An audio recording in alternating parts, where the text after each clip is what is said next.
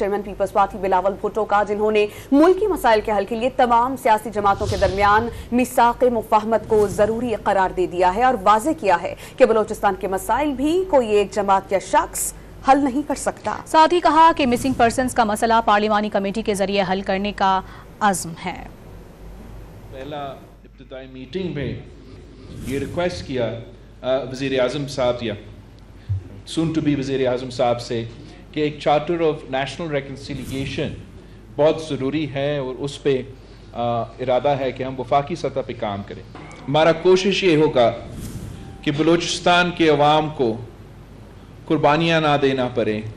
Missing person کا issue ہے، یہ ایک کنٹینشس ایشو رہا ہے۔ ہمارا کوشش یہ بھی ہوگا کہ اپنا ریکنسیلیشن کے پالیسی کے مطابق ہم ایسا پارلیمان میں ایک کمیٹی بنائیں جو پارلیمانی کمیٹی کا کوشش ہو کہ اس ایشو کو بھی ہم مل بیٹھ کے ایڈریس کریں۔